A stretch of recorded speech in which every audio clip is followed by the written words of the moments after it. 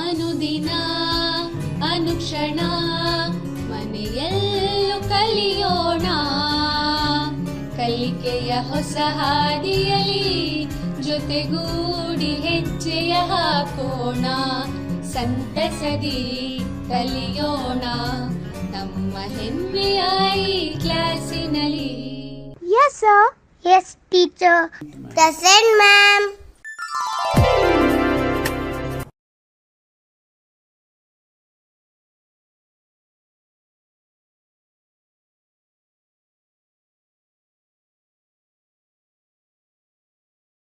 ನಮಸ್ತೆ ಮಕ್ಕಳೇ, ಸಂವೇದ ಈ ಕ್ಲಾಸ್ ಕಲಿಕಾ ಕಾರ್ಯಕ್ರಮಕ್ಕೆ ತಮ್ಮೆಲ್ಲರಿಗೂ ಮತ್ತೊಂದು ಸಾರಿ ಸ್ವಾಗತವನ್ನು ಕೋರ್ತಾ ಇದ್ದೀನಿ ನಾನು. ಮಕ್ಕಳೇ, ಈ ಹಿಂದೆ 10ನೇ ತರಗತಿಯಲ್ಲಿ ಬರ್ತಕ್ಕಂತಹ ಅಧ್ಯಾಯ 11 ಅಂದರೆ ತ್ರಿಕೋನಮಿತಿಯ ಪ್ರಸ್ತಾವನೆ, ಇಂಟ್ರೊಡಕ್ಷನ್ ಟು ಟ್ರಿಗ್ನಾಮೆಂಟ್ರಿ, ಈ ಅಧ್ಯಾಯದ ಮುಂದುವರಿದ ಭಾಗ ಅಂದರೆ 6 ಅವಧಿಗಳಲ್ಲಿ ಇದನ್ನು ಪೂರೈಸ್ತೀವಿ ಅಂತ ಹೇಳಿದ್ವಲ್ವಾ, ಅದರಲ್ಲಿ 2ನೇ ಅವಧಿಯನ್ನು ಈ ದಿವಸ ಚರ್ಚೆ ಮಾಡ್ತಾ ಹೋಗೋಣ. ಹಾಗಾದರೆ ಈ ಹಿಂದೆ ಚರ್ಚೆ ಮಾಡಿರ್ತಕ್ಕಂತಹ 1ನೇ ಅವಧಿಯ ವಿಷಯ ಏನು ಎಂಬುದನ್ನು ನೋಡ್ತಾ ಹೋಗೋಣ. ನೋಡಿ, ಈಗ ಆಲ್ರೆಡಿ ನಾವು ಏನು ಮಾಡಿದ್ದೀವಿ ಅಂದರೆ 1ನೇ ಅವಧಿಯನ್ನು ಚರ್ಚೆ ಮಾಡಿದ್ದೀವಿ. ದಟ್ ಈಸ್ ತ್ರಿಕೋನಮಿತಿಯ ಅರ್ಥ ಇರ್ಬೋದು, ತ್ರಿಕೋನಮಿತಿಯ ಅನುಪಾತಗಳು ಹೇಗಿರ್ತವೆ, ಹೇಗೆ ಬರಿತೀವಿ, ಹಾಗೆ ಅವುಗಳ ವೃತ್ಕ್ರಮಗಳಿಗಿರ್ತಕ್ಕಂಥ ಸಂಬಂಧ, ಹಾಗೆ ಒಂದೇ ಒಂದು ಸಮಸ್ಯೆನ ಬಿಡಿಸಿದ್ವಿ. ಹಾಗೆಯೇ ನಿಮ್ಗೆಲ್ರಿಗೂ ನಾವೇನು ಮಾಡಿದ್ವಿ, ಗೃಹಪಾಠವನ್ನು ಸಹ ಕೊಟ್ಟಿದ್ದೆ. ಆ ಗೃಹಪಾಠವನ್ನು ಮಾಡಿದಿರಿ ಅಂತ ಭಾವಿಸ್ತೀನಿ. ಹಾಗೆ ಈ ತ್ರಿಕೋನಮಿತಿಯ ಹೆಸರುಗಳನ್ನು ವಿಶೇಷವಾಗಿ ಯಾಕೆ ಅದೇ ರೀತಿಯಾಗಿ ಕರೆಯಲ್ಪಡ್ತು, ಇಡ್ಲಕ್ಕೆ ಕಾರಣಗಳೇನು ಎಂಬುದನ್ನು ನಿಮಗೆ ಒಂದು ನಿಯೋಜಿತ ಕಾರ್ಯವನ್ನು ಮಾಡಿ ಅಂತ ಹೇಳಿದ್ದೆ. ಅಂದರೆ ಭಾರತೀಯ ಗಣಿತಶಾಸ್ತ್ರಜ್ಞರು ವಿಶೇಷವಾಗಿ ಅವುಗಳಿಗೆ ಯಾವ ರೀತಿಯಾಗಿ ಹೆಸರು ಕೊಟ್ಟರು, ಯಾಕೆ ಕೊಟ್ಟರು, ಅದರ ಹಿನ್ನೆಲೆ ಏನು ಎಂಬುದನ್ನು ಸಹಿತ ನೀವು ಬೇರೆ ಬೇರೆ ಸಂಪನ್ಮೂಲಗಳನ್ನು ಹುಡುಕಿ ಮಾಡಿ ಅಂತ ಹೇಳಿದ್ದೆ. ಪ್ರಾಬಬ್ಲಿ ನೀವು ಮಾಡ್ತಾ ಇದ್ದೀರಿ ಅಂತ ಭಾವಿಸ್ತಾ ಇವತ್ತಿನ 2ನೇ ಅವಧಿಯನ್ನು ನೋಡೋಣ. 2ನೇ ಅವಧಿಯಲ್ಲಿ ನಾವು ಏನು ಹಿಂದೆ ತ್ರಿಕೋನಮಿತಿಯ ಅನುಪಾತಗಳ ಬಗ್ಗೆ ಚರ್ಚೆ ಮಾಡಿದ್ವಲ್ವಾ, ಅದಕ್ಕೆ ಸಂಬಂಧಿಸಿರುವ ಕೆಲವು ಸಮಸ್ಯೆಗಳನ್ನು ನಾವು ಚರ್ಚಿಸುವುದರ ಜೊತೆಗೆ ನಿರ್ದಿಷ್ಟ ಕೋನಗಳಿಗೆ ತ್ರಿಕೋನಮಿತಿಯ ಅನುಪಾತಗಳು ಏನು ಎಂಬುದನ್ನು ಚರ್ಚಿಸೋಣ. ಅಂದರೆ ವಿಶೇಷವಾಗಿ ತೆಗೆದುಕೊಳ್ಬೇಕಾದ್ರೆ ತ್ರಿಕೋನಮಿತಿಯ ಅನುಪಾತಗಳ ಸಮಸ್ಯೆಗಳನ್ನು ಚರ್ಚೆ ಮಾಡ್ತೀವಿ. ಇಲ್ಲಿ ನೋಡಿ, ನಿರ್ದಿಷ್ಟ ಕೋನಗಳಿಗೆ ಅಂದರೆ 30 ಡಿಗ್ರಿ, 60 ಡಿಗ್ರಿ ಮತ್ತು 45 ಡಿಗ್ರಿಗಳಿಗೆ ತ್ರಿಕೋನಮಿತಿಯ ಅನುಪಾತಗಳ ಬೆಲೆ ಏನಿರುತ್ತೆ ಎಂಬುದರ ಬಗ್ಗೆ ಚರ್ಚೆ ಮಾಡ್ತೀವಿ. ಹಾಗೆಯೇ ಇದಕ್ಕೆ ಸಂಬಂಧಿಸಿರುವ ಹಾಗೆ ಕೆಲವು ಸಮಸ್ಯೆಗಳನ್ನು ನಾವು ತೆಗೆದುಕೊಳ್ತಾ ಹೋಗ್ತೀವಿ. ಮಕ್ಕಳೇ, ನೀವೆಲ್ಲರೂ ಸಿದ್ಧರಾಗಿದ್ದೀರಿ ಅಂತ ಭಾವಿಸ್ತೀನಿ ನಾನು. ಸೊ ಈ ಹಿಂದೆ ಮಾಡಿರ್ತಕ್ಕಂತಹ ಏನು ಅಂಶಗಳು ಇದ್ವೋ, ಕಲ್ತಿದ್ದೀವೋ, ಅದಕ್ಕೆ ಸಂಬಂಧಿಸಿದಾಗೆ 1-2 ಚಟುವಟಿಕೆಯನ್ನು ನೀವು ಮಾಡಲಿಕ್ಕೆ ಸಿದ್ಧರಾಗಿರಿ. ನೀವು ಪೆನ್ನು ಪೇಪರನ್ನು ತೆಗೆದುಕೊಂಡು ಇಲ್ಲಿ ಏನು ಸೂಚನೆಗಳನ್ನು ಕೊಡ್ತೀನೋ ಅದಕ್ಕೆ ಅನುಗುಣವಾಗಿ ನೀವು ಮಾಡ್ತೀರಿ ಅಂತ ಭಾವಿಸ್ತಾ ಹೋಗ್ತೀನಿ. ಮಕ್ಕಳೇ, ಚಟುವಟಿಕೆ 1 ಏನು ಎಂಬುದನ್ನು ನೋಡೋಣ. ನೋಡಿ, ಒಂದು ಲಂಬಕೋನ ತ್ರಿಭುಜ ಇದೆ, 3 ಬಾಹುಗಳನ್ನು ಕೊಟ್ಟಿದ್ದಾರೆ. ಹಾಗೆ 4 ಅಂಶಗಳು ಏನು ಎಂಬುದನ್ನು ಗಮನಿಸ್ತಾ ಹೋಗಿ. ಮೊದಲನೇ ಅಂಶ 6/10 ಇದೆ, 2ನೇದು 8/10, 3ನೇದು 10/6, 4ನೇದು 10/8 ಇದೆ. ಏನು ಮಾಡಬೇಕು ಅಂತ ಹೇಳ್ತಾರೆ, ಈ 4 ತ್ರಿಕೋನಮಿತಿಯ ಅನುಪಾತಗಳನ್ನು, ತ್ರಿಕೋನಮಿತಿಯ ಅಂಶಗಳನ್ನು ಕೊಟ್ಟಿದ್ದಾರೆ ಅಲ್ವಾ. ಏನು ಮಾಡಬೇಕು ಇಲ್ಲಿ ಅಂದರೆ, ಈ 4ಕ್ಕೆ ಸರಿ ಹೊಂದುವ ಈ ಅನುಪಾತಗಳು ಯಾವುವೋ ಆಯಾ ಜಾಗದಲ್ಲಿ ಬರಿತಾ ಹೋಗಬೇಕು. ನೋಡ್ತಾ ಹೋಗಿ. ಹಾಗಾದರೆ 6/10 ಬರಿಬೇಕಂದ್ರೆ ಇಲ್ಲಿ ಸಿ ಕೋನ ಕೊಟ್ಟಿದ್ದಾರೆ ನೋಡಿ. ಸಿಗೆ ಅಭಿಮುಖವಾಗಿರೋದು AB 6, ಹಾಗೇನೆ ವಿಕರ್ಣ 10. 6/10 ಅಂದರೆ ಯಾವ ಕೋನ ಆಗ್ಬೋದು ನೋಡಿ. ನೋಡಿ, 4ರಲ್ಲಿ ಯಾವುದರ ಬೆಲೆ 6/10 ಆಗತ್ತೆ? ಬರಿತಾ ಇದ್ದೀರಾ? ಬರ್ದಿದ್ದೀರಾ? Very good. ನೋಡ್ತಾ ಹೋಗಿ. ಸೈನ್ ಸಿ ಲಂಬಕೋನ ತ್ರಿಭುಜ ನೋಡಿ. ಸಿ ಲಘುಕೋನ, ಅದಕ್ಕೆ ಎದುರಿನ ಬಾಹು 6, ವಿಕರ್ಣ 10, 6/10 ಎಂಬುದು ಸೈನ್ ಸಿಯ ಬೆಲೆ. ಹಾಗೆ 8/10 ಬಗ್ಗೆ ಯೋಚನೆ ಮಾಡಿ. 8 ಎಗೆ ಅಭಿಮುಖ ಇದೆ. ಹಾಗಾದರೆ ಸೈನ್ ಎ ಕೊಟ್ಟಿದ್ದಾರೆ. ನೋಡೋಣ ಸೈನ್ ಎ ಬೆಲೆ ಆಗುತ್ತಾ ಅದು? ಹಾಂ. ಸೊ 8/10 ಎ ಯಾವ ಕೋನ? ಲಘು ಕೋನ. ಅದಕ್ಕೆ ಅಭಿಮುಖ ಇರೋದು 8. ಸೊ 8/10 ವಿಕರ್ಣ. ದೇರ್ಫೋರ್ ಸೈನ್ ಎನ ಬೆಲೆ 8/10 ಆಯಿತು. ಈಗ 10/6 ನೋಡಿ ಸರ್, 6/10ರ ವೃತ್ಕ್ರಮ ಇದೆ. ಸೊ ಸೈನ್ ಸಿನ ವೃತ್ಕ್ರಮ ಇದು ಆಗತ್ತೆ. ಹಾಗಾದ್ರೆ ಯಾವುದಾಯ್ತು ಇದು? ಹಾಂ, ಕೊಸೆಕ್ ಸಿ ಆಯ್ತಲ್ವಾ? ಹಾಗೇನೆ ನೋಡಿ 8/10 ಸೈನ್ ಎ ಆಗಿದೆ. ಅದರ ವೃತ್ಕ್ರಮ 10/8. ಹಾಗಾದ್ರೆ 10/8ಕ್ಕೆ ಏನು ಬರೆಯೋಣ? ಕೊಸೆಕ್ಕೆ. ಸುಲಭ ಇತ್ತಲ್ವಾ ಚಟುವಟಿಕೆ? ನೀವೆಲ್ಲರೂ ಮಾಡಿದ್ದೀರಾ? ಈ ಥರದಲ್ಲಿ ನೀವುಗಳೇ ಬೇರೆ ಬೇರೆ ರೀತಿಯಲ್ಲಿ ಈ ಅನುಪಾತಗಳನ್ನು ಹೇಗೆ ಬರೀಬೇಕು, 6 ಅನುಪಾತಗಳನ್ನು ಎಂಬುದನ್ನು ತಿಳ್ಕೊಳ್ತಾ ಹೋಗಿ. ಈಗ ಇನ್ನೊಂದು ಅಂಶವನ್ನು ನಾವು ಹಿಂದೆ ಚರ್ಚೆ ಮಾಡಿದ್ವಿ, ಏನು ಎಂಬುದನ್ನು ನೋಡಿ. ತ್ರಿಕೋನಮಿತಿ ಮತ್ತು ಅವುಗಳ ವೃತ್ಕ್ರಮಗಳಿಗಿರ್ತಕ್ಕಂಥ ಸಂಬಂಧ ತುಂಬ ಪ್ರಮುಖವಾಗಿರೋದು. ಅದಕ್ಕೆ ಇಲ್ಲಿ ಬರೆದಿದ್ದೀವಿ, ಸೈನ್ 1/ಕೊಸೆಕ್ ಈಕ್ವಲ್ ಆಗಿರುತ್ತೆ. ಹಾಗೇನೆ ಕೊಸೆಕ್ ಟೀಟಾ ಎಂಬುದು 1/ಸೈನ್ ಟೀಟಾಗೆ ಸಮ ಇರುತ್ತೆ. ಕಾರಣ ಸೈನ್ ಟೀಟಾ ಮತ್ತು ಕೊಸೆಕ್ ಟೀಟಾಗಳನ್ನು ಗುಣಿಸಿದರೆ 1 ಬರುತ್ತೆ. ಇದೇ ರೀತಿ ಕಾಸ್ ಟೀಟಾ 1/ಸೀಕೆಂಟ್ ಟೀಟಾಗೆ ಸಮ. ಸೀಕೆಂಟ್ ಟೀಟಾನ ಹೇಗೆ ಬರಿಬೋದು? 1/ಕಾಸ್ ಬರಿಬೋದು. ಅಂದರೆ ಅರ್ಥ ಏನು? ಕಾಸ್ ಟೀಟಾ ಮತ್ತು ಸೀಕೆಂಟ್ ಟೀಟಾಗಳನ್ನು ಗುಣಿಸಿದರೆ 1 ಬರುತ್ತೆ. ಹಾಗೇನೆ ಟ್ಯಾನ್ ಟೀಟಾ ನೋಡಿ 1/ಕಾಟ್ ಬರೆದಿದ್ದೀವಿ. ಕಾಟನ್ನು 1/ಟ್ಯಾನ್ ಬರೆದಿದ್ದೀವಿ. ಅವು ಎರಡನ್ನು ಗುಣಿಸಿದರೆ 1 ಬರುತ್ತೆ. ಇದು ತ್ರಿಕೋನಮಿತಿಯಲ್ಲಿ ಬರ್ತಕ್ಕಂತಹ ಅನುಪಾತಗಳು ಮತ್ತು ಅವುಗಳ ವೃತ್ಕ್ರಮಗಳಿಗೆ ಅನ್ವಯಿಸ್ತಕ್ಕಂತಹ ಒಂದು ಸಂಬಂಧವನ್ನು ಸೂಚಿಸುವ ಕೋಷ್ಟಕವಾಗಿದೆ. ಇದ್ರ ಬಗ್ಗೆ ಹಿಂದೆ ಚರ್ಚೆ ಮಾಡಿದ್ದೀವಿ ನಾವು. ಅದರ ರೀಕಾಲ್ ಅಂದರೆ ಪುನರಾವರ್ತನೆ ಮಾಡ್ಕೊಳ್ತಾ ಇದ್ದೀವಿ. ಇನ್ನೊಂದು ಚಟುವಟಿಕೆ ನೋಡೋಣ. ಏನಿದೆ? ಇಲ್ಲಿ ನೋಡಿ, ತ್ರಿಕೋನಮಿತಿಗಳು ಕೊಟ್ಟಿದ್ದಾರೆ. 6 ತ್ರಿಕೋನಮಿತಿಗಳಿವೆ ಅಲ್ವಾ? ತ್ರಿಕೋನಮಿತಿಯ ಅನುಪಾತಗಳು, ಪ್ರತಿ ತ್ರಿಕೋನಮಿತಿಯ ಜೊತೆಗೆ ಒಂದೊಂದು ಅನುಪಾತ ಕೊಟ್ಟಿದ್ದಾರೆ. ನೋಡಿ, ತ್ರಿಕೋನಮಿತಿಯ ಪ್ರಸ್ತಾವನೆಯಲ್ಲಿ ನಾವು ತುಂಬ ಸುಲಭವಾಗಿ ಏನು ತಿಳ್ಕೊಳ್ತಾ ಇದ್ದೀವಿ ಅಂದರೆ, ಒಂದು ಲಘುಕೋನ ಲಂಬಕೋನ ತ್ರಿಭುಜದಲ್ಲಿ ಇರುವ ಉಳಿದ 2 ಲಘುಕೋನಗಳಿಗೆ ಅನ್ವಯಿಸುವಂತೆ ಈ 6 ತ್ರಿಕೋನಮಿತಿಯ ಅನುಪಾತಗಳನ್ನು ಹೇಗೆ ಬರಿತೀವಿ ಎಂಬುದನ್ನೇ ಚರ್ಚೆ ಮಾಡ್ತಾ ಇದ್ದೀವಿ. ಹೀಗಾಗಿ ಇದನ್ನೇ ನಾನು ರಿಪೀಟ್ ಮಾಡ್ತಾನೆ ಇದ್ದೀನಿ. ಇಲ್ಲಿ ನೀವೇನು ಮಾಡಬೇಕು ಅಂದರೆ, ಸೈನ್ ಟೀಟಾಗೆ ಈ 6ರಲ್ಲಿ ಯಾವುದು ಸರಿ ಹೋಗುತ್ತೆ ಆ ಸರಿಯಾದ ಜೋಡಿಯನ್ನು ಇಲ್ಲಿ ಬರಿಬೇಕು. ಹಾಗೆಯೇ ಉಳಿದ ತ್ರಿಕೋನಮಿತಿಗಳಿಗೆ ಅನ್ವಯಿಸುವ ತ್ರಿಕೋನಮಿತಿಗಳ ಅನುಪಾತಗಳನ್ನು ಇಲ್ಲಿದೆ ಅಲ್ವಾ, ಈ ಕಾಲಮ್ನಲ್ಲಿ ಬರಿತಾ ಹೋಗಬೇಕು. ಬರಿತಾ ಹೋಗ್ತೀರಾ? ಆಯ್ತಲ್ವಾ? ಈಗ ಉತ್ತರಗಳನ್ನು ನೋಡ್ತಾ ಹೋಗ್ತೀರಾ? ಉತ್ತರಗಳನ್ನು ನೋಡ್ತಾ ಹೋಗಿ. ಸೈನ್ ಟೀಟಾಗೆ ಏನು ಹೇಳಿ? ಅಭಿಮುಖ ಬಾಹು ಬೈ ವಿಕರ್ಣ ಅಲ್ವಾ? ಕಾಸ್ ಟೀಟಾಗೆ ವೆರಿ ಗುಡ್, ಪಾರ್ಶ್ವ ಬಾಹು ಬೈ ವಿಕರ್ಣ. ಟ್ಯಾನ್ ಟೀಟಾ ಬರೆದಿದ್ದೀರಿ ಅನ್ಕೊಳ್ತೀನಿ. ಈಗ ನೆಕ್ಸ್ಟ್ ಇಲ್ಲಿ ಯಾವ್ದು ಬರುತ್ತೆ ನೋಡಿ. ಟ್ಯಾನ್ ಟೀಟಾ ಬದಲಿಗೆ ಕೊಸೆಕ್ ಟೀಟಾ ಬಂದಿದೆ. ನಮಗೆ ಸುಲಭ ಆಗಲಿ ಅಂತ ಈ ಥರದಲ್ಲಿ ಆಯ್ಕೆ ಮಾಡ್ಕೊಂಡಿದ್ದೀವಿ. ಕಾರಣ ಸೈನ್ ಟೀಟಾದ ವೃತ್ಕ್ರಮ ಕೊಸೆಕ್ ಆಗಿರೋದ್ರಿಂದ ನಾವಿಲ್ಲಿ ವಿಕರ್ಣ ಬೈ ಅಭಿಮುಖ ಬಾಹುವನ್ನು ಬರೆದಿದ್ದೀವಿ. ಅದರ ನಂತರ ಸೀಕೆಂಟ್ ಟೀಟಾ, ಕಾರಣ ಕಾಸ್ ಟೀಟಾದ ವೃತ್ಕ್ರಮ, ದೇರ್ಫೋರ್ ವಿಕರ್ಣ ಬೈ ಪಾರ್ಶ್ವ ಬಾಹು. ಇನ್ನು ಟ್ಯಾನ್ ಟೀಟಾದ ಬರೆದಿದ್ದು ಸರಿ ಇದೆನಾ ನೋಡಿ. ಹಾಗೇನೆ ಕಾಟ್ ಟೀಟಾ ಏನಾಯ್ತು ನೋಡಿ. ಇನ್ನು ಉಳಿದಿರೋದು ಒಂದಿದೆ, ಅದನ್ನು ನೀವು ಸರಿಯಾದ ಕಾಲಮ್ನಲ್ಲಿ ಬರೆದ್ರೆ ಈ ಚಟುವಟಿಕೆ ಪೂರ್ತಿ ಆಯಿತು. ಎಲ್ಲರೂ ಮಾಡಿದಿರಲ್ವಾ? ತ್ರಿಕೋನಮಿತಿಯ ಪ್ರಸ್ತಾವನೆಯಲ್ಲಿ ಈ ಅಂಶನೇ ತುಂಬ ಪ್ರಮುಖವಾಗಿರೋದು. ಅರ್ಥ ಆಯ್ತಲ್ವಾ ಮಕ್ಕಳೇ? ಈಗ ಹಿಂದಿನ ತರಗತಿಯಲ್ಲಿ ಒಂದು ಸಮಸ್ಯೆ ಬಿಡಿಸಿದ್ವಿ, ಹಾಗೆ ನಿಮಗೂ ಕೆಲವು ಸಮಸ್ಯೆಗಳನ್ನು ಮಾಡ್ಲಿಕ್ಕೆ ಹೇಳಿದ್ವಿ. ಈಗೇನು ಮಾಡೋಣ ಅಂದರೆ, ಮುಂದಿನ ಸಮಸ್ಯೆಗಳನ್ನು ಮಾಡಬೇಕಾದ್ರೆ ಮತ್ತೆ ನೋಡಿ, ಇಷ್ಟೊತ್ತು ಮಾಡಿದ್ದನ್ನೇ ಮತ್ತೊಂದು ಸಲ ತೋರಿಸ್ತಾ ಇದ್ದೀನಿ. ಈ ಎಲ್ಲ ಅಂಶಗಳು ಈ ತ್ರಿಕೋನ ಲಂಬಕೋನ ತ್ರಿಭುಜಗಳಿಗೆ ಅನ್ವಯಿಸುವಂತೆ ನಾವು ಬರೆದಿದ್ದೀವಲ್ವಾ? ಈಗ ಹೊಂದಿಸಿ ಬರೆಯಿರಿ ಅಂತ ತಿಳ್ಕೊಂಡ್ವಲ್ವಾ, ಅದಕ್ಕೆ ಅನುಗುಣವಾಗಿ ಈ ತ್ರಿಭುಜಗಳಿಗೆ ಅನ್ವಯಿಸುವಂತೆ ಈ 6 ತ್ರಿಕೋನಮಿತಿಯ ಅನುಪಾತಗಳನ್ನು ಬರೆದಿದ್ದೀವಿ.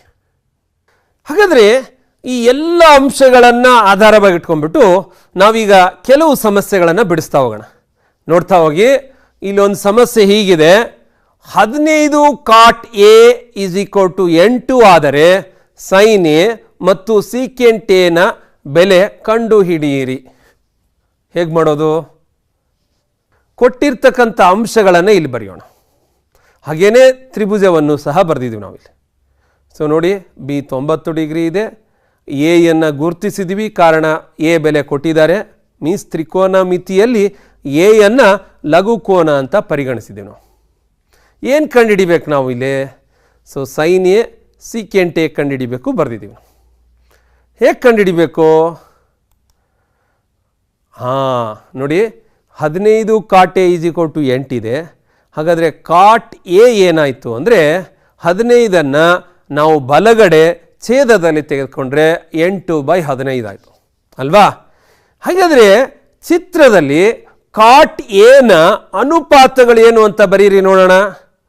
ಕಾಟ್ ಎ ಅಂದರೆ ಟ್ಯಾನ್ ಎನ ವೃತ್ಕ್ರಮ ಅಂದರೆ ಪಾರ್ಶ್ವಬಾಹು ಬೈ ಅಭಿಮುಖ ಬಾಹು ಅಲ್ವಾ? ಪಾರ್ಶ್ವಬಾಹು ಏನಿದೆ ನೋಡಿ ಇಲ್ಲಿ, ಪಾರ್ಶ್ವಬಾಹು ಎ ಬಿ ಮತ್ತು ಅಭಿಮುಖ ಬಾಹು ಬಿ ಸಿ ಬರೆದಿದ್ದೀವಲ್ವಾ? ಹಾಗಾದರೆ ಈ 2 ಅನುಪಾತಗಳನ್ನು ಹೋಲಿಕೆ ಮಾಡಿ. ಹೋಲಿಕೆ ಮಾಡಿದರೆ ಏನಾಯಿತು? ಎ ಬಿಯ ಬೆಲೆ ನಾವು 8K ಅಂತ ಬರಿತೀವಿ. ಹಾಗೇನೆ B C is equal to 15 ಅನ್ನೋದನ್ನು ಅನುಪಾತದ ರೂಪದಲ್ಲಿರೋದ್ರಿಂದ ಕೆ ಸ್ಥಿರಾಂಕವಾಗಿರಲಿ, B C is equal to 15K. ಇಲ್ಲಿ ಕೆ ಎಂಬುದು 0 ಅಲ್ಲದ ಬೇರೆ ಸ್ವಾಭಾವಿಕ ಸಂಖ್ಯೆ ಆಗಿರುತ್ತೆ. ಅರ್ಥ ಆಯ್ತಾ ಮಕ್ಕಳೇ ಇಲ್ಲಿ? ಹಾಗಾದರೆ ಏನು ಮಾಡೋದು ಈಗ? ನಮಗೆ ಈ ತ್ರಿಭುಜದ 2 ಅಂಶಗಳು ಗೊತ್ತಾಯಿತು. ವಿಕರ್ಣವನ್ನು ಕಂಡುಹಿಡಿಬೇಕು ಅಂದರೆ ಏನು ಮಾಡ್ತೀರಿ? ಪೈಥಾಗೋರಸನ ಪ್ರಮೇಯವನ್ನು ಹಾಕ್ತೀರಿ. ನೋಡಿ, ಈ ಚಿತ್ರದಲ್ಲಿ ಪೈಥಾಗೋರಸನ ಪ್ರಮೇಯವನ್ನು ಹಾಕೋಣ. ಈ ಪೈಥಾಗೋರಸನ ಪ್ರಮೇಯದಲ್ಲಿ ಬೆಲೆಗಳು ಗೊತ್ತಿರೋದನ್ನು ಹಾಕ್ತೀವಿ. 8K whole squared plus 15K whole squared ಬೆಲೆಗಳನ್ನು ಹಾಕಿ ಸಂಕ್ಷೇಪಿಸಿದರೆ ನಮಗೆ ಎ ಸಿಯ ಬೆಲೆ 17K ಅಂತ ಬಂತು. ಮಕ್ಕಳೇ, ನಮಗೆ ಇಲ್ಲಿ ಎ ಸಿ ಬಂದಾದ ಮೇಲೆ 2 ಬೆಲೆಗಳನ್ನು ಕಂಡುಹಿಡಿಯೋಕೆ ಕೇಳಿದಾರಲ್ವಾ? ಏನು? ಸೈನ್ ಎ ಬೇಕು. ಸೈನ್ ಎಗೆ ಅನುಪಾತ ಹಾಕಿ. ಏನು? B C by A C ಬರೀರಿ. ಬಿ ಸಿ ಬೆಲೆ ಎಷ್ಟಿದೆ? 15K ಇದೆ.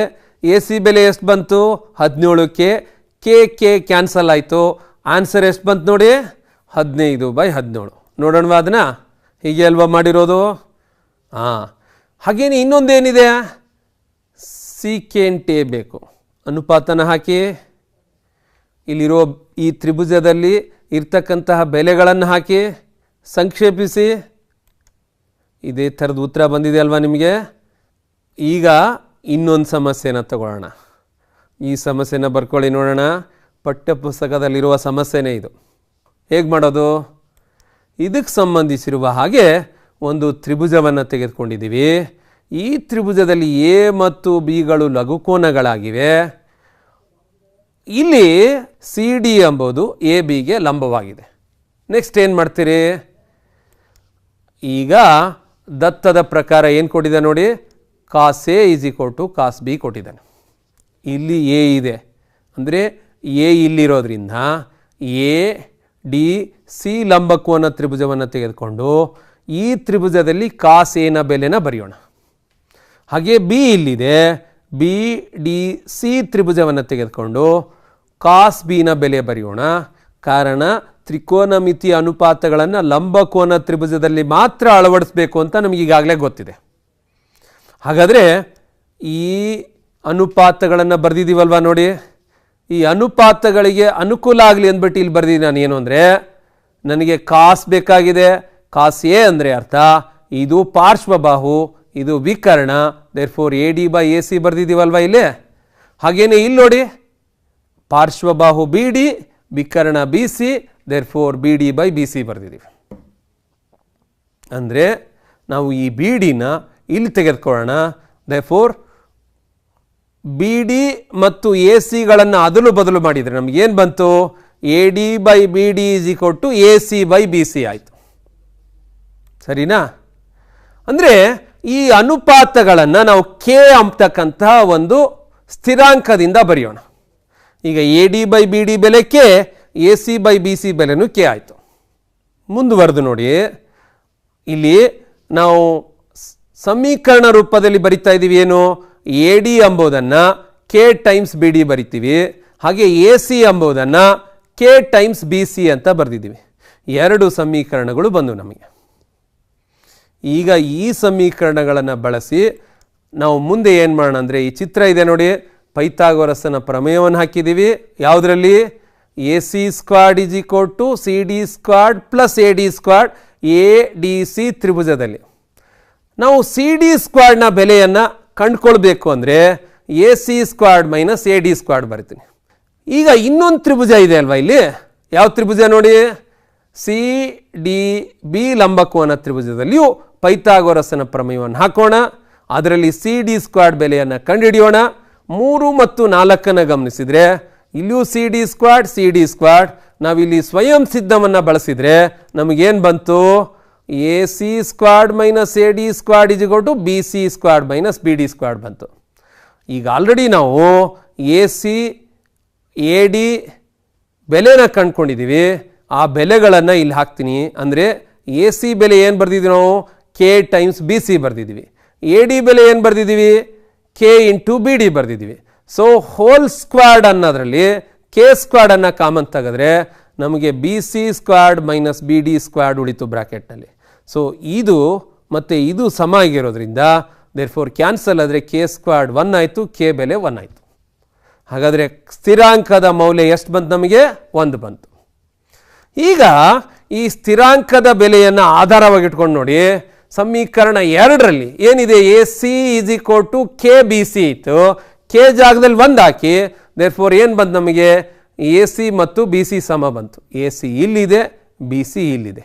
ಹಾಗಾದರೆ ಎ ಬಿ ಸಿ ತ್ರಿಭುಜದಲ್ಲಿ ಈ 2 ಬಾಹುಗಳು ಸಮ ಆದರೆ ಇದರ ಅಭಿಮುಖ ಕೋನ ಏನಿರ್ತವೆ?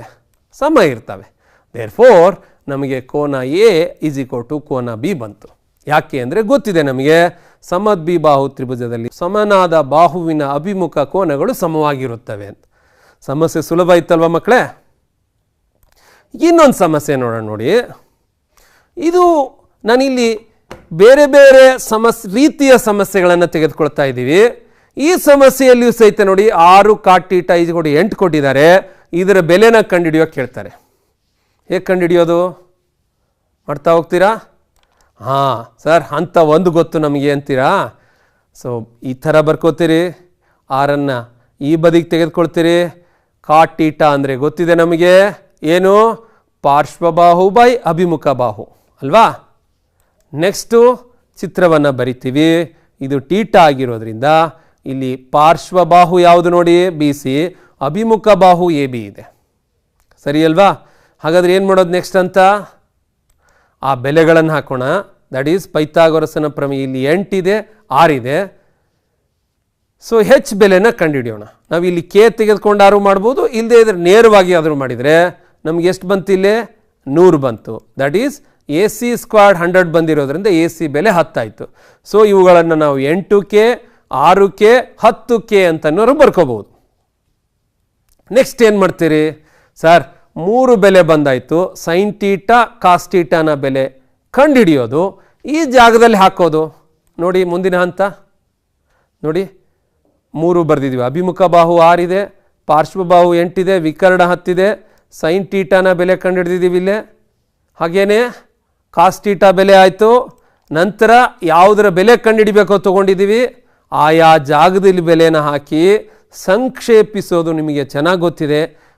ಸಂಕ್ಷೇಪಿಸ್ತಾ ಹೋದರೆ ನೋಡಿ, ಮೊದಲನೇ ಹಂತ ವರ್ಗ ತೆಗೆದುಕೊಂಡಿದ್ದೀವಿ. ನೆಕ್ಸ್ಟು ಲಸ ತೆಗೆದುಕೊಂಡಿದ್ದೀವಿ.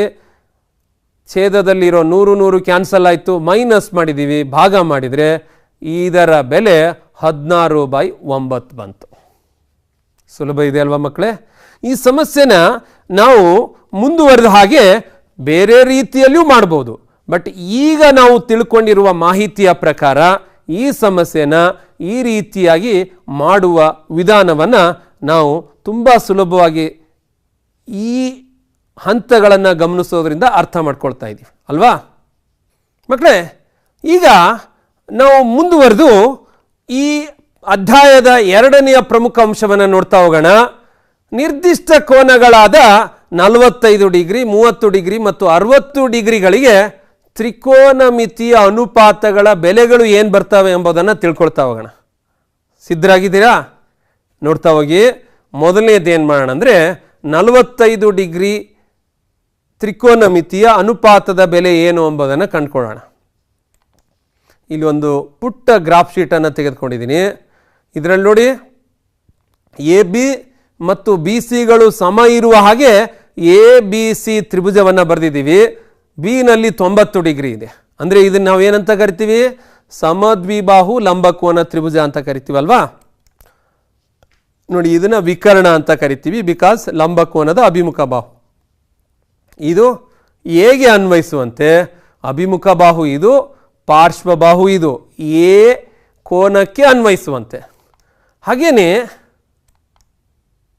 ಇವುಗಳ ಕೋನವನ್ನು ತೆಗೆದುಕೊಂಡ್ರೆ ಎ ನಲ್ಲಿಯೂ 45 ಇದೆ, ಸಿ ನಲ್ಲಿಯೂ 45 ಇದೆ. ಯಾಕೆ?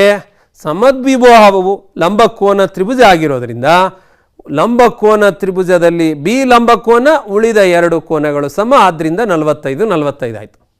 ಈಗ ನಾವು ಸೈನ್, ಕಾಸ್ ಮತ್ತು ಉಳಿದ ತ್ರಿಕೋನ ಮಿತಿಗಳ 45 ಡಿಗ್ರಿನ ಅನುಪಾತಗಳು ಏನು ಎಂಬುದನ್ನು ಈಗ ತಿಳ್ಕೊಳ್ತಾ ಹೋಗ್ಬೇಕು ಅಲ್ವಾ. ಏನು ಮಾಡೋಣ ಅಂದರೆ, ಸೊ ಇದು ನೋಡಿ 4 ಮೂಲಮಾನ ಇದೆ, ಇದು 4 ಮೂಲಮಾನ ಇದೆ. ಎ ಸಿಯ ಬೆಲೆಯನ್ನು ಕಂಡುಹಿಡಿಯೋಣ. ಹಾಗಾದ್ರೆ ಹೇಗೆ ಕಂಡುಹಿಡಿಯೋದು? ತುಂಬ ಸುಲಭ. ನೇರವಾಗಿ ಬರಿತಾ ಇದ್ದೀನಿ. ಪೈಥಾಗೋರಸನ ಪ್ರಮೇಯ ಹಾಕಿದ್ದೀವಿ, ಅದರ ಬೆಲೆ ಹಾಕಿದ್ದೀವಿ. 16 + 16 ಬಂತು. ಅದನ್ನು 2 × 16 ಬರೆದಿದ್ದೀವಿ. ವರ್ಗಮೂಲ ತೆಗೆದುಕೊಂಡ್ರೆ 4√2 ಆಯಿತು ಅಲ್ವಾ. ಸರಿ ಅಲ್ವಾ? ಹಾಗಾದರೆ ಇದೇ ರೀತಿಯಾಗಿ ನೀವು ಬೇರೆ ಮೂಲಮಾನ ಇರ್ತಕ್ಕಂತಹ ಸಮದ್ವಿಬಾಹು ಲಂಬಕೋನ ತ್ರಿಭುಜ ತೆಗೆದುಕೊಂಡ್ರೆ ಸುಲಭ ನೋಡ್ರಿ. 4 ಇದ್ದರೆ ವಿಕರ್ಣ 4√2 ಬಂತು. ಹಾಗೇನೆ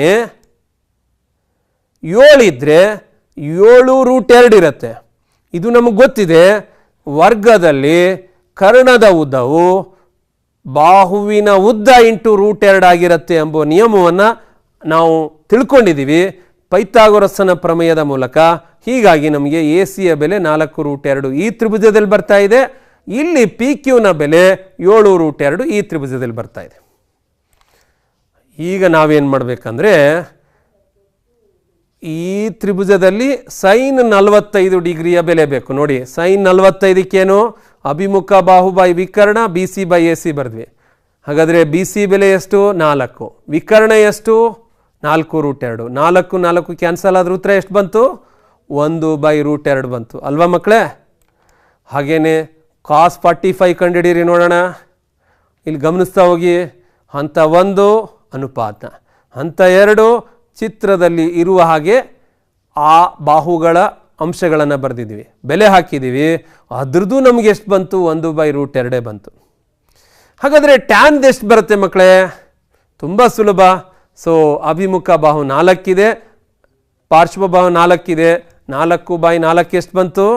1 ಬಂತು. ಹಾಗಾದರೆ ಸೈನ್, ಕಾಸ್, ಟ್ಯಾನ್ 45 ಡಿಗ್ರಿ ಬೆಲೆಯನ್ನು ನಾವಿಲ್ಲಿ ತುಂಬ ಸುಲಭವಾಗಿ ಕಂಡುಕೊಳ್ತಾ ಇದ್ದೀವಿ. ಎ ಬಿ ಸಿ ತ್ರಿಭುಜಕ್ಕೆ ಅನ್ವಯಿಸುವಂತೆ ಮಾತ್ರ. ಸೈನ್ ಬೆಲೆ ಗೊತ್ತಿದ್ರೆ ಕೊಸೆಕ್ ಬೆಲೆ ಏನು ಅಂತ ಬರೀತೀರಾ ಮಕ್ಕಳೇ? ಸೈನ್ 45 ಡಿಗ್ರಿಯ ಬೆಲೆ ಗೊತ್ತಾದರೆ ಕೊಸೆಕ್ 45 ಡಿಗ್ರಿಯ ಬೆಲೆಯನ್ನು ಬರಿಬೋದಾ ಮಕ್ಕಳೇ? ಕಂಡುಕೋಬೋದಾ ಇದೇ ರೀತಿ? ಹಾಗಾದರೆ ಈ 3 ತ್ರಿಕೋನಮಿತಿಗಳ ವೃತ್ಕ್ರಮಗಳ ಬೆಲೆಗಳನ್ನು ನೀವುಗಳೇ ಕಂಡುಕೊಳ್ಬೇಕು. ಆಯ್ತಲ್ವಾ? ಈಗ ಮುಂದುವರೆದು ನಾವು ಇಲ್ಲೊಂದು ತ್ರಿಭುಜ ತೆಗೆದುಕೊಂಡಿದ್ದೀವಿ ನೋಡಿ. 3 ಬಾಹುಗಳು ಸಮ ಇರುವಂತೆ ತೆಗೆದುಕೊಂಡಿದ್ದೀವಿ ಅಲ್ವಾ. ಸೊ ಹಾಗಾದರೆ ಪ್ರತಿ ಕೋನ ಎಷ್ಟಾಯಿತು? ಇಲ್ಲಿ 60 ಡಿಗ್ರಿ ಆಯಿತು. ಈ ಸಮಬಾಹು ತ್ರಿಭುಜದಲ್ಲಿ ನಾವು ಒಂದು ಶೃಂಗದಿಂದ ಲಂಬವನ್ನು ಎಳೆದ್ರೆ ಆಗ ಪಾದ ವಿಭಾಗಿಸುತ್ತೆ ಅಂತ ಗೊತ್ತಿದೆ ನಮಗೆ. ಹಾಗಾಗಿ ಇದು 60 ಡಿಗ್ರಿ ಆಯಿತು, ಈ ಕೋನ 30 ಡಿಗ್ರಿ ಆಯಿತು ಅಲ್ವಾ. ಹಾಗಾದರೆ 60 ಡಿಗ್ರಿಯ ತ್ರಿಕೋನಮಿತಿಯ ಅನುಪಾತ ಹೇಗಿರುತ್ತೆ ಎಂಬುದನ್ನು ಈಗ ನಾವು ಕಂಡುಕೊಳ್ತಾ ಹೋಗೋಣ. ನೋಡಿ, ಇಲ್ಲಿ ಇದು 10 ಇದೆ, ಇದು 60 ಡಿಗ್ರಿ ಇದೆ ಅಲ್ವಾ. ಪಾದವು ವಿಭಾಗಿಸೋದ್ರಿಂದ ಪಾದ ಒಟ್ಟು 10 ಇದೆ. ಹಾಗಾದರೆ ಈ ಭಾಗ 10 ಸೆಂಟಿಮೀಟರ್ ಆಯಿತು. ಯಾವುದು? ಎಸ್ ಪಿ ಭಾಗ 5 ಮೂಲಮಾನ ಆಯಿತು. ಈಗ ಪಿ ಎಸ್ ಕ್ಯೂ ಅಂತಕ್ಕಂತಹ ಲಂಬಕೋನ ತ್ರಿಭುಜವನ್ನು ತೆಗೆದುಕೊಂಡು ನಾವು 60 ಡಿಗ್ರಿಯ ಬೆಲೆಯನ್ನು ಕಂಡುಕೊಳ್ಳೋಣ. ಅದಕ್ಕಿಂತ ಪೂರ್ವದಲ್ಲಿ ಕ್ಯೂ ಎಸ್ನ ಬೆಲೆಯನ್ನು ನೀವು ಕಂಡುಹಿಡಿಬೇಕೀಗ. ಹೇಗೆ? ಇದು 10 ಇದೆ, 5 ಇದೆ. ಕ್ಯೂ ಎಸ್ ಬೆಲೆ ಬಂತಾ ನಿಮಗೆ? ಕಂಡುಹಿಡಿತಾ ಇದ್ದೀರಾ? ಪೈಥಾಗೋರಸನ ಪ್ರಮೇಯವನ್ನು ಹಾಕಿದಾಗ ಕ್ಯೂ ಎಸ್ನ ಬೆಲೆ 5√3 ಬಂತಿಲ್ಲ, ಬಂತಲ್ವಾ ಮಕ್ಕಳೇ? ಈಗ ಮುಂದುವರೆದು ನೋಡಿ, ಆ ಭಾಗದ ತ್ರಿಭುಜವನ್ನು ಮಾತ್ರ ತೆಗೆದುಕೊಂಡಿದ್ದೀವಿ. ಇದು 5 ಇದೆ, 10 ಇದೆ, 5√3 ಇದೆ. ಸೈನ್ ಬೆಲೆ ಬರೀರಿ. ಸೈನ್ 60 ಬೆಲೆ √3/2 ಬರ್ತಾ ಇದೆ. ಸೊ ಸೈನ್ನ ಬೆಲೆ ಕಂಡುಹಿಡಿದ್ರಲ್ವ ಮಕ್ಕಳೇ? ಹಾಗಾದರೆ ಕಾಸದ್ದನ್ನು ಹಾಗೆ ಕಂಡುಹಿಡ್ರಿ. ಕಾಸ್ 60 ಡಿಗ್ರಿ ಬೆಲೆ ಕಂಡುಹಿಡಿರಿ. ನೋಡಿ, ಹಂತ 1, 2, 3. ಹಾಗೆ ಟ್ಯಾನನ್ನು ಕಂಡುಹಿಡಿಬೋದಾ ಮಕ್ಕಳೇ?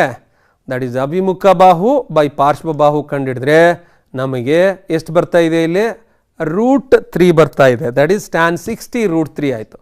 ಹಾಗಾದರೆ 3 ಮೂಲ ತ್ರಿಕೋನಮಿತಿಯ ಅನುಪಾತಗಳ ಬೆಲೆ 60 ಡಿಗ್ರಿಗೆ ಅನ್ವಯಿಸುವ ಹಾಗೆ ಬರೆದಿದ್ದೀವಿ. ಅವುಗಳ ವೃತ್ಕ್ರಮಗಳ ಬೆಲೆಗಳನ್ನು ನೀವು ಇದೇ ರೀತಿಯಾಗಿ ಕಂಡುಕೊಳ್ಬೋದು. ಕಂಡುಕೊಳ್ತೀರಾ ಮಕ್ಕಳೇ? ಈಗ ಮುಂದುವರೆದು ಇನ್ನೊಂದು ತ್ರಿಕೋನಮಿತಿ ಇದೆ 30 ಡಿಗ್ರಿ.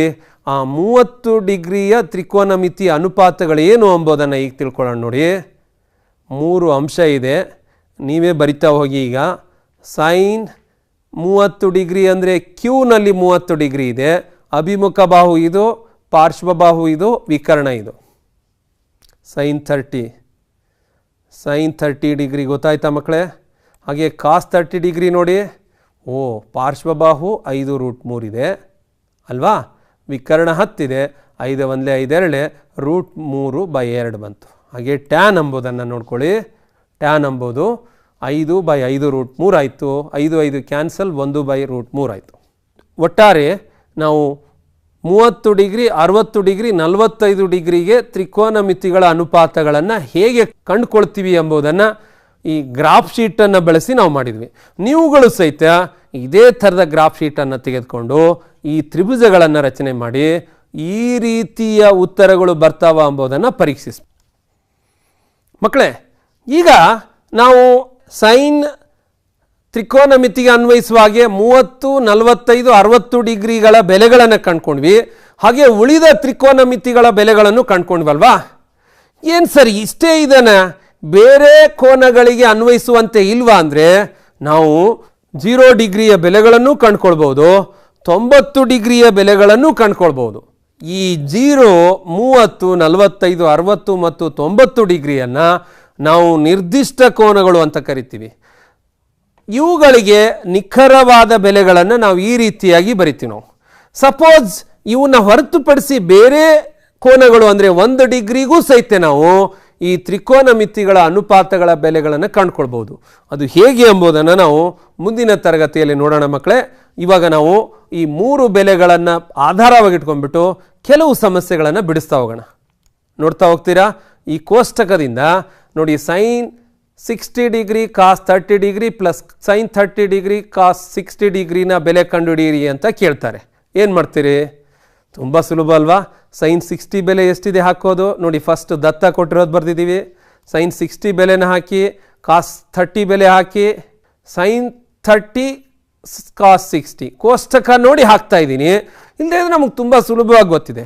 ಸೊ ಸಂಕ್ಷೇಪಿಸಿ, ಆ ನಂತರ ನಮಗೆ ಗೊತ್ತಿರ್ತಕ್ಕಂತಹ ಏನು ಮೂಲ ಗಣಿತದ ಮೂಲ ಪ್ರಕ್ರಿಯೆ ಇದೆ ಅಲ್ವಾ, ಅದಕ್ಕೆ ಅನುಗುಣವಾಗಿ ಸಂಕ್ಷೇಪಿಸಿದರೆ ಇಲ್ಲಿ ಉತ್ತರ 1 ಬರ್ತಾ ಇದೆ. ಹಾಗೆಯೇ ಇನ್ನೊಂದು ಸಮಸ್ಯೆನ ನೋಡಿ, ಇದ್ರ ಬೆಲೆನ ನೀವೇ ಕಂಡುಹಿಡಿಯಿರಿ ನೋಡೋಣ ಫಾಸ್ಟಾಗಿ. ಟ್ಯಾನ್ 45 ಡಿಗ್ರಿ ಎಷ್ಟು? 1. Very good. ಕಾಸ್ 30 ಡಿಗ್ರಿ ಎಷ್ಟು? √3/2 ಅಲ್ವಾ. ಸೈನ್ 60 ಅದು √3/2. ಆ ಬೆಲೆಗಳನ್ನು ಹಾಕಿ ನೋಡೋಣ. ಹಾಗಾದರೆ ಇದು ಸಂಕ್ಷೇಪಿಸೋದು ಭಾಳ ಸುಲಭ ಅಲ್ವಾ? ಸೊ ಇದು 2 ಬಂತು, ಇದು 3/4, 3/4, ಇದು ಕ್ಯಾನ್ಸಲ್ ಆಯಿತು. ಉತ್ತರ ಎಷ್ಟು ಬಂತು? 2. ಹಾಗೇನೆ ನೋಡಿ, ಇಲ್ಲಿ ಒಂದು ಸಮಸ್ಯೆ ಕೊಟ್ಟಿದೆ. ಸಂಕ್ಷೇಪಿಸೋದನ್ನು ನೀವೀಗ ಆಲ್ರೆಡಿ ತಿಳ್ಕೊಂಡಿದ್ದೀರಿ. ಆ ಮೂಲಕ ಸಂಕ್ಷೇಪಿಸಿದರೆ ನಿಮಗೆ ಉತ್ತರ ಈ ರೀತಿಯಾಗಿ ದೊರೆಯುತ್ತೆ. ಇದ್ರ ಬಗ್ಗೆ ನೀವು ಹೆಚ್ಚು ಗಮನ ಹರಿಸಿ ಮಕ್ಕಳ. ಈ ಥರ ಸಮಸ್ಯೆಗಳು, ಇದೇ ರೀತಿ ಹಲವಾರು ಸಮಸ್ಯೆಗಳು ಇವೆ. ಸೊ ನೀವುಗಳು ಈ ಥರದ ಸಮಸ್ಯೆಗಳನ್ನು ಬರ್ಕೊಂಡು, ಏನು ನಾವು ಇವತ್ತು 3 ಕೋನಗಳ ಬಗ್ಗೆ ಚರ್ಚೆ ಮಾಡಿದ್ವಲ್ವ, ಅದನ್ನೇ ಆಧಾರವಾಗಿ ಇಟ್ಕೊಂಡ್ಬಿಟ್ಟು ಈ ಥರದ ಸಮಸ್ಯೆಗಳನ್ನು ಬಿಡಿಸ್ತಾ ಹೋಗಿ ಮಕ್ಕಳೇ. ಇಲ್ಲಿವರೆಗೂ ನಾವು ಈ ಅವಧಿಯಲ್ಲಿ ಕೆಲವು ಸಮಸ್ಯೆಗಳನ್ನು ಕೊಡ್ತೀನಿ.